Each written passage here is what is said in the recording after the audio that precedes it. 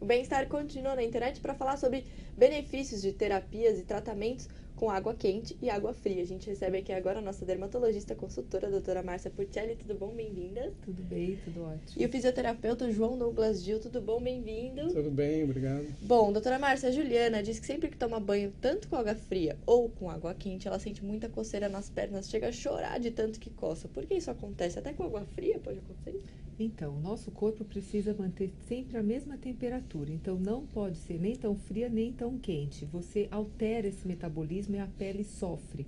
O jeito que ela tem de dizer que não está bem é coçando, a pele fica muito ressecada.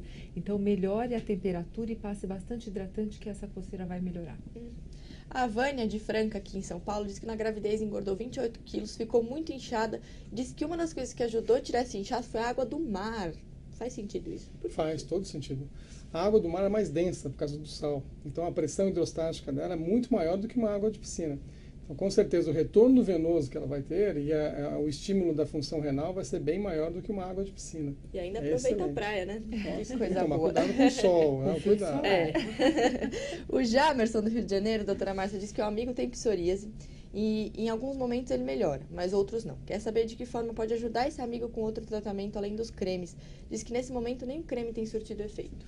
Então, tem o lado emocional que está muito relacionado, então às vezes fazer algum tipo de terapia ajuda muito e essa hidroterapia que nós mostramos é muito importante e tem sim um efeito muito benéfico, mas não abandone, obviamente, o tratamento com o dermatologista.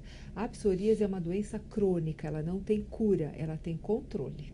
Essas terapias que a gente mostrou, elas não são suficientes, elas ajudam a aliviar os sintomas. Exatamente, né? Elas são coadjuvantes, então é importante porque é uma outra forma, às vezes a pessoa cansa de passar o remédio, tem todo um lado emocional envolvido, então pode fazer sim esses banhos, por exemplo, mas não abandonar o tratamento.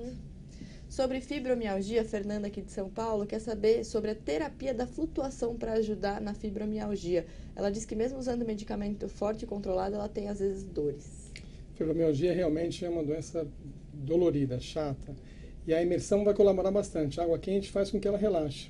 E tem uma coisa interessante, que o contato na pele, esse daqui é um grande modo, talvez é o maior órgão do corpo, né? Esse contato na pele, a gente tem os receptores táteis e térmicos. Então ela tem uma sensação de bem-estar, de calor, de aconchego. E isso ela produz substâncias que ajudam a combater, que são antagônicas ao processo da fibromialgia. Então, a fibromialgia, teoricamente, seria uma diminuição de serotoninas, algumas substâncias, a produção de serotoninas, que nós produzimos na hora da satisfação, do prazer, da felicidade, da alegria. Então, muitas vezes, o exercício associado à imersão, ou mesmo a sensação da proteção e do calor da imersão, ajuda a produzir essas substâncias e diminui o sintoma da fibromialgia. Legal. Doutora Márcia Gianni quer saber se é melhor lavar o rosto com água quente ou com água fria.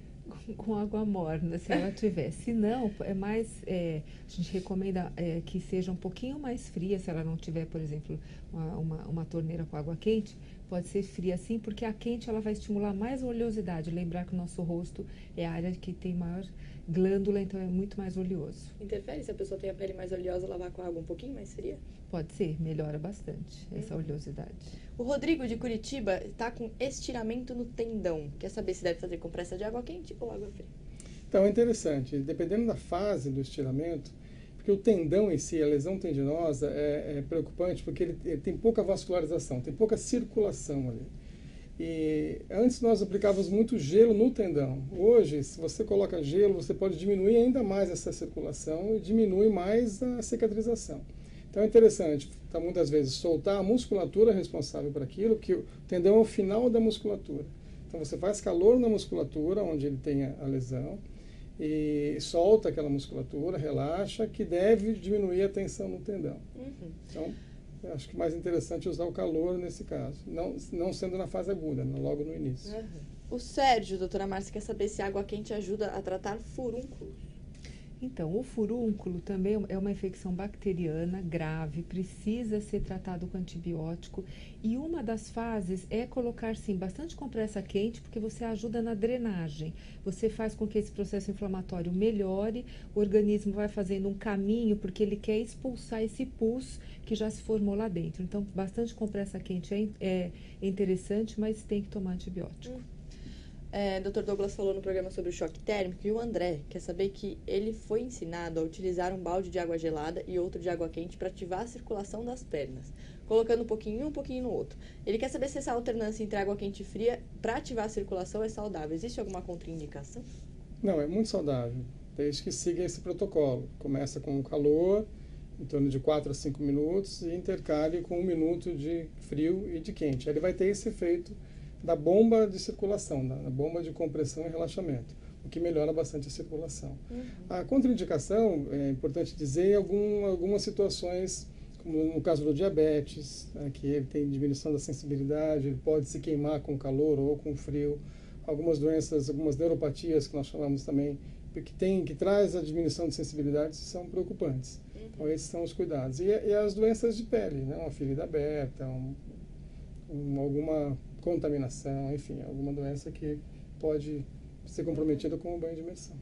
Doutora Márcia Mabelli quer saber se água quente faz mal para os cabelos. Mabelli, com certeza. Nós sabemos que quando você joga um jato quente, por exemplo, você liga o chuveiro e aquela água muito quente no couro cabeludo, ela arranca a oleosidade de uma forma muito abrupta. O organismo reage fazendo mais óleo. Então, quem tem cabelo oleoso, quem tem uma tendência a ter caspa, dermatite seborreica, aí sim que a água tem que ser morna mesmo. Morna, mas também não chega a ser fria nesse caso de cabelo. Também não. Tem que ser morna, senão fica desagradável. Pode até dar dor de cabeça. A Karine diz que fez academia, tá com a perna toda dolorida e não pode tomar relaxante muscular. Quer saber se compressa adianta, frio ou quente? E vou juntar com a pergunta do Alessandro. Quer saber por que os atletas fazem imersão em água com gelo após as partidas? Nossa, boa pergunta. Nos dois casos é interessante a imersão em água quente. O gelo nos atletas é usado normalmente numa banheira com água e gelo, em torno de 5 graus, mais ou menos, às vezes de 15 graus, dependendo da gravidade ou da intensidade da dor e do treinamento. O objetivo do gelo é justamente aumentar esse retorno venoso. Você consegue drenar a acidose metabólica, que é o resultado da combustão do exercício, né, do resultado do estresse do exercício muscular. Então você congestiona a musculatura com aquele estresse, com aquela sobrecarga metabólica, diminui a circulação e aí tem dor. Quando ele vai para o banho de imersão, ele faz uma grande vasoconstrição. Então, ele estimula esse retorno venoso, o que diminui a dor. Recupera. A sensação de recuperação é bem interessante. No caso dela, poderia ser feito isso pós o exercício. E já que não dá para ser feito logo em seguida o exercício, ela pode usar uma compressa fria que diminui essa sensação de dor. Mesmo porque, no caso dos atletas, eles estão acompanhados, então é mais seguro fazer uma compressa do que se colocar numa banheira de água sozinho, né? Isso era um mito, né? Porque como você vai entrar numa água fria e entra realmente o corpo todo. Eu fui atleta de seleção brasileira de judô e tive a oportunidade em altitude, que a gente ficava muito dolorido, tem falta de oxigênio, então você tem a maior liberação de ácido lático. Então fica muito dolorido. E nós fazíamos um banho de imersão, parecia um ofurô, parecia aquele balde que nós vimos lá no programa, só que grande, que nós entrávamos até a cintura. E a coragem para entrar não é fácil, né? Mas o resultado era fantástico, você sai sem dor. Legal. Vou encerrar com a Reisiane, doutora Márcia. Quer saber se é verdade que quem toma banho diariamente com água fria evita espinhas? Não. Que bom, cheio de mitos, nossos internautas, né? Não é não. Mas tem que derrubar esses mitos e explicar por quê. Talvez ela tenha ouvido falar isso, porque a espinha normalmente está numa pele mais oleosa e as pessoas acham que quanto mais fria, menos oleosidade. Realmente, mas a acne, né, que é o nome da espinha, é uma doença que precisa ser tratada. Não é só você lavando o rosto com água fria que você vai melhorar. Precisa procurar um dermatologista. Legal. Bom, obrigada, doutora Márcia, mais uma vez. Obrigada, doutor Douglas, pela participação. E obrigada a vocês que enviaram perguntas. Se vocês ainda têm dúvidas, querem rever o nosso programa, tá tudo no nosso site, g1.com.br/bem-estar.